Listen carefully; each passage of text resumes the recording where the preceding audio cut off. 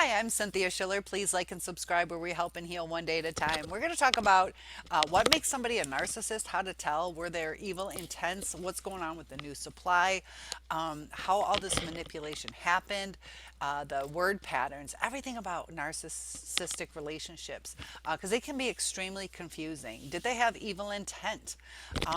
And it depends on who you were to them. Were you a financial supply, a sexual supply, or the whole package? Did you meet their needs as far as a spouse, something to go after, something society would envy them over?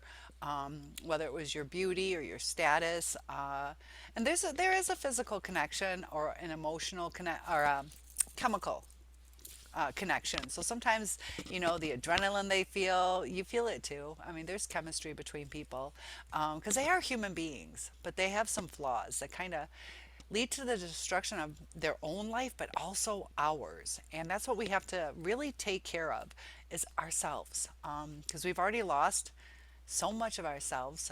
And it's really heartbreaking when we tried the best that we could, tried to communicate the right way, and it's hard to understand their intent because that can be really hurtful. Were we just used for no reason other than for their own financial gain? Sorry. Or was it like where they did want to invest? Is that what the love bombing was? But we were like a supply to them, an object. Just like, you purchase a new car and you take care of it. It's an object you want. You've been wanting it for a while. So you're that object. They'll take care of it for a while. Or did they just secure the purchase and they just put it on a shelf?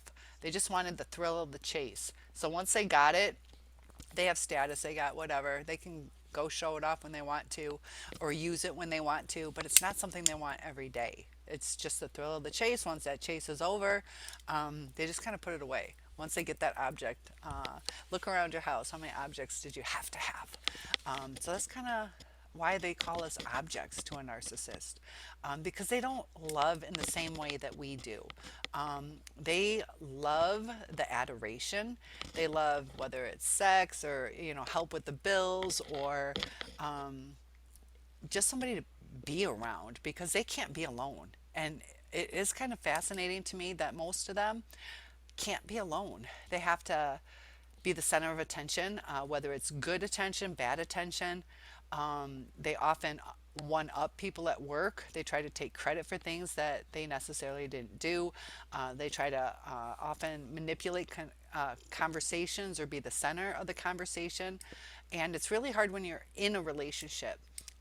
Looking back, how much did they really care about you? If something traumatic happened, did they just listen or did they really try to delve into it? Like, tell me more or how do you feel or what can I do to comfort you? It's just like, uh-huh, uh-huh, uh-huh. And then they start talking about themselves or they switch the subject or they don't want to hear it. It's just bothersome to them because it's not about their life. They'll share everything about themselves that they want you to know. They often lie because they just kind of want to talk. They want to be getting that attention from us. They will lie. The one I was with, it was kind of like he lied because he didn't want to hurt me, but by doing that was so much worse than if he would have been honest. And I tried to like communicate, and the lies not to hurt me caused so much more damage. It caused damage to my life, my mental health, my reality, my beliefs and things, because you don't know what the truth is. And you try to believe people. And sometimes you like question it and they'll give you this word salad of trying to justify it. And, even when you have concrete evidence against them, probably, I don't know, 80-90% of the time they'll still back it up with their excuses and lies. And they are master manipulators. They will get you so off balance and so confused to where you're like, I don't even know what we were talking about. Or, I mean, that maybe makes sense, and then you question it, and then they'll like turn it around and they start shifting it on you that you're not trusting of them, and then you start apologizing, and then you want to make up for it because you feel like a jerk. and they also often will project on you too. Some of the things that it's almost like they're future forecasting what they're going to do. If you've never had any incidents of cheating, you're the type that maybe you're homebody or like prude, which is fine, where it's just so out of your character to do that, or you're religious and have always uh, been, monogamous or whatever. You didn't play the field when you were growing up. You just had like one or two or three or four, but you weren't, every night somebody new. To have them project onto you, well, like, what are you cheating? And it's like, wait, where did that come from? And it's often because they cheat and they're kind of telling you what they're going to do to you, or they'll demean you so you feel like a jerk when they're trying to say that they're being a jerk, but they don't want to feel like they're being a jerk, so they tell you you're being a jerk. And you could be a jerk for just trying to communicate, what do you want for dinner? And they get all mad at you. And often it's probably not quite 50-50. I don't know the exact statistics. Sometimes it's evil, sometimes it is just to get what they want. Other times it starts out true, kind of like what I had. It was to serve his needs, but then the lies that they tell can cause so much more hurt than the truth. And that's how they start stealing your soul, your reality, they don't respect boundaries. I have a call with my narc. We became friends. We're trying to readjust. 4 months have been great. But I've had some boundaries that just keep getting knocked down. You try to communicate, like, what's going on? Like, you promised this, we could hang out. And like, the communication's terrible. So he has tried to communicate, but the way he still communicates when things are decent, you still don't get direct answers. They do not give direct answers.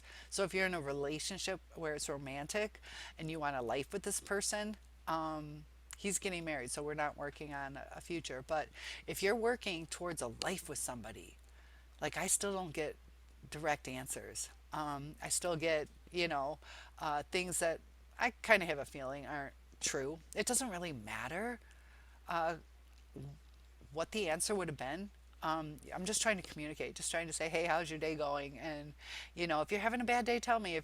But it's like on little things, like, what's your favorite fruit juice? And I don't know, they say orange and they hate orange, but they're trying to make me happy because I like orange juice. And it's like, it doesn't matter.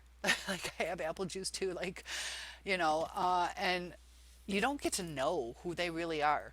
And then next time you talk to them, they're like, I told you I hate orange juice. And you're like, no, we drank orange juice last time. You said it was delicious. And it's even on the little things, let alone, did you pay the mortgage? Did you do this? Did you do that?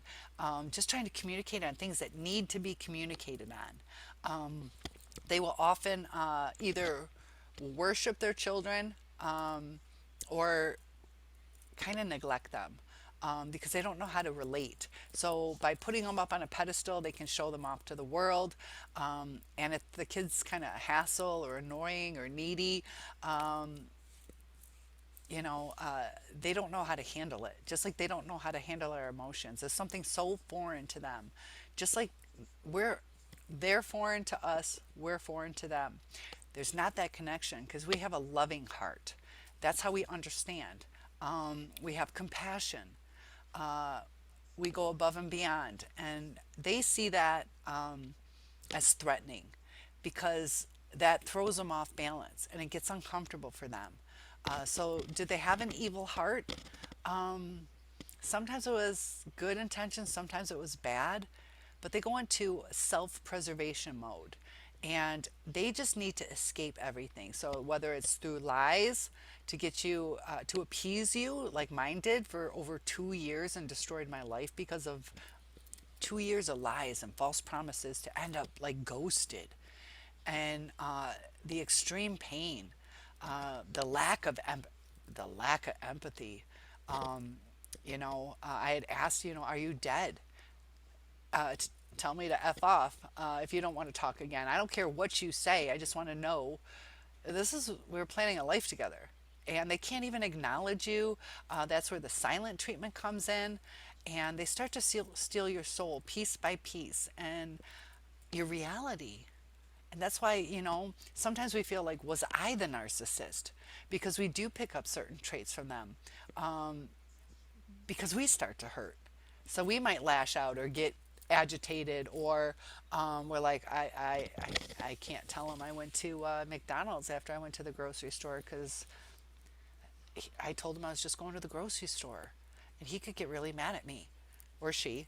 So we possibly start lying. And that's not who we are. Like, I wouldn't have a problem saying, yeah, I went to the grocery store and, oh, I got a double cheeseburger. But we start getting scared over little things.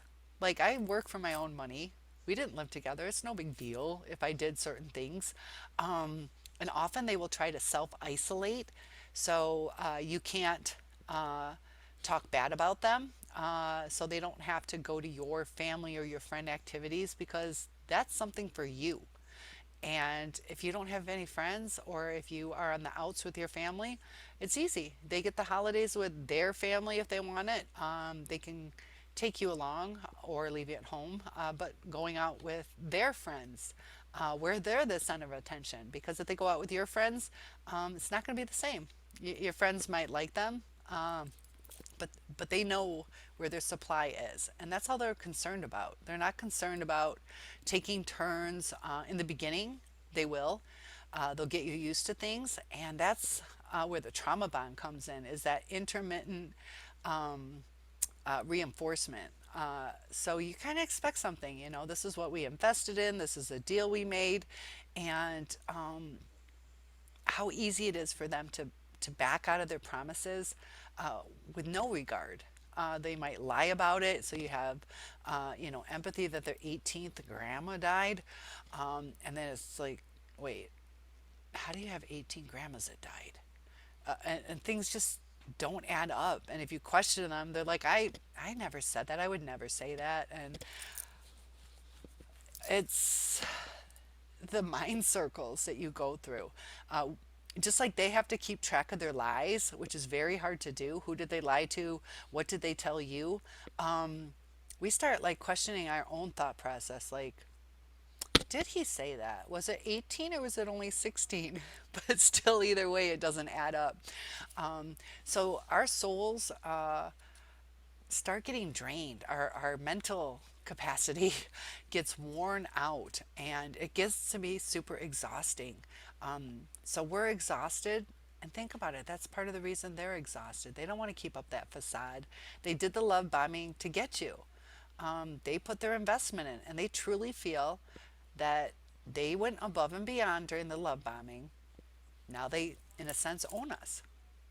And kind of like arranged marriages, like, this is a deal. The woman's going to cook, the woman's going to take care of the kids, they're not going to question things. You're mine, you do as I want. And that's kind of, in their sense, the entitlement.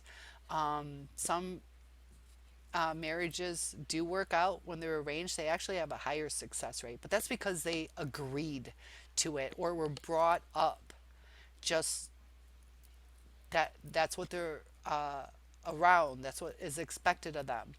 But we didn't grow up that way. We grew up in, we have a choice. You got to put effort into it to make it work. There's give and take. As children, we're taught the proper way to handle society, the way you talk to people.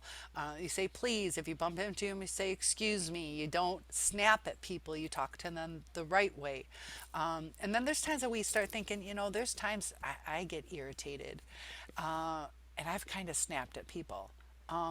So it's kind of like, I'm not a bad person. I'm not a narcissist, but I had a really bad day. And then you start feeling guilty, like, I shouldn't have done that. You go back and apologize. And it's a true heartfelt apology. Sometimes they might apologize, but it's not a true heartfelt apology. It might be because, they hurt my feelings and now I'm all pouty and crying and I don't want to have sex. So they like, all right, I gotta apologize. Maybe I'll bring her some flowers and then I get what I want. It's usually with ulterior motives. And sometimes they don't even understand what they're doing. It's almost like, I don't know, nighttime snacking or having a bag of chips and you're just eating and eating and eating and you're like, oh, I didn't know what I just took. I took way more than I should have. I just should have just had, one or two servings. And that's kind of like with them. They're like, I'm just taking, taking, taking. I'm enjoying this, not thinking about the damage, the weight gain, but the damage, also the cholesterol. But they don't look at the damage. They don't look at how much they're taking. They're like, I'm taking this till this bag of bones is empty. And then once you're empty, just like what do you do with your bag of chips once it's empty? It's a good bag. Do you ever save it? Have you ever saved a bag that you had from potato chips? You just throw it out without a second thought. Sometimes you even crumple it up. You don't lay it nicely in the garbage. It means nothing to you. And the next day, do you sit there? Well, you might crave chips, but do you ever think about, oh, should I have thrown that out? What did that bag really mean to me? Could I have used it a different way? Um, they're like it's empty. Like I don't need to refill it so it's useful. So we're just a bag of bones. When we're full of life like we were in the beginning, we are worth so much. But they're just consuming us. And take that to heart because that's what they're doing. They are consuming us. Just like my ex kept me around for that extra 2 years. And he also has like a child like mentality where he's like, oh, if I don't tell her this, then it's not going to hurt her. Instead of looking deeper, it's like, of course that's going to hurt me. How can that not, like telling me to put my life on hold for 2 years is not going to hurt me? Because I was very faithful and I didn't even really get to see him. So I was lonely, I was faithful, a little bit more in my prime. And, he took a lot from me, just like children. Sometimes they're like, oh, I don't want to hurt my mom's feelings that I broke her most special vase or something. So they just hide it, they don't tell you. And then when you ask them, they're like, no, I don't know. And then you start longing, like, maybe it was a special heirloom.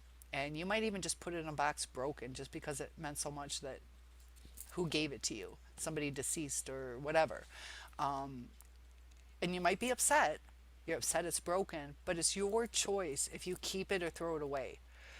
Just like with that relationship, you know, uh, do I try to fight for it, glue it back together, or do I throw it out? Is it even worth gluing back together? But you can at least process things. Um, and they'll just ghost you. Like they don't even give you a chance to say, what do you like? Can we fix it? They're just gone and they leave. If you're in an abusive narcissistic relationship, be really careful right now. If it's getting worse, they may want you to leave. They might be making it terrible just so you will leave. I had met somebody that I did not know was married, and we started dating. He's in a whole different, like he was from Florida, I'm from Michigan. We met when he was out of town. I'm talking to him late at night, like AOL. This is a while ago, chat, and I don't know, 8, 9, 10 o'clock at night when he's at home. So I'm not thinking he's married, and then I get a phone call from his wife, and so she kind of yells at me and stuff, and I'm like, so he had told me after that he was going to try to make her life miserable so she would leave because supposedly he wanted out. But his way of doing it was to make her life miserable, so miserable that she would leave. Like he even said that. Like we ended things. Like that was, I didn't see him again. But people think that way. Not, I need to talk to her, I want to leave, I should be kind, maybe ask if she needs help with things. He legit basically said, I'm going to make it so bad that she wants a divorce. Usually, if you're in a marriage, um, usually things have to get pretty bad before you want to get a divorce because your whole life is uprooted. And they're still, well, I don't even know, but they're probably still together, or at least they were for a few more years, because this was, I don't know, 20 years ago.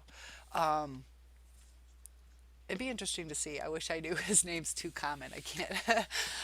But as far as that, like, I just wanted to check up on him just to see what happened, just out of curiosity, not to contact him. But they like to hoover. Narcs like to hoover.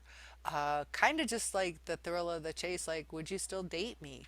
They'll check up on you a lot of times.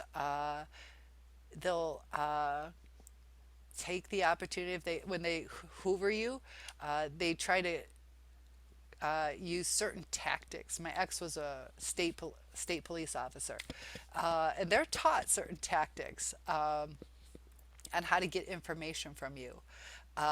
They're pretty good at it. Sometimes my degree's in criminal justice, taught criminal law, went to law school, stuff like that. Like, I know the tactics, but sometimes I'm like, that's pretty slick.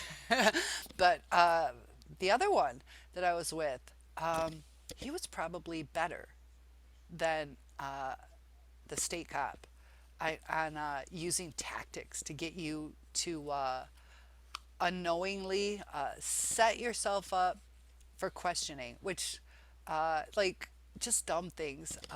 Can't think of an example, but like, I say something about, I don't know, my neighbor. Uh, I'll just say, what was it? I can't even think. Like, my neighbor helped me with my car. They just had these little ways of trying to get information from you, or trying to demean you, or question you in tricky ways. Like, he was like, I've never heard you say his name that way. And it's like, I always say, like, it's trying to, like, accuse me of something. And it's just kind of weird the way that I can't do it. So I can't give you the best examples because this is a while ago. But they confuse you. They take that information, since him and I aren't together. But I'll tell you what, I bet you if we ever did get back together, my neighbor would be brought up in an argument. Like, oh yeah, why don't you go see your neighbor? And it's like, why would I go see my neighbor? But it's accusatory, or they get offended if we say anything that questions who they are. If they did something wrong, we're supposed to overlook it, because if we acknowledge it or question it, we're in the wrong, because we have no right to ask what's inside them, because they're trying to keep all those skeletons in the closet, because it is too painful. And I'm heterosexual. I know a lot of bisexual or lesbian, all those that the way society has been pretty hard on them.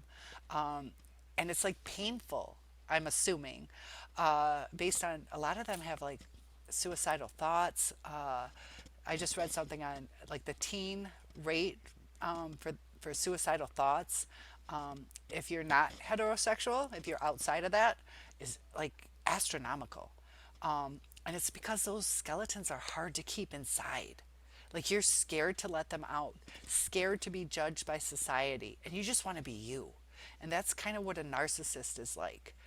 They just want to be them. They just want to be accepted. And they have skeletons in the closet. Whether their skeletons are, I'm insecure, or I don't like who I am, or I know I'm mean. The skeletons in the closet. I'm going to make a video on that right now, because I think that's pretty important. But please like and subscribe, comment below, give me some topic suggestions, because we're going to help and heal one day at a time. I'll see you in the next video. Have a good day. Bye.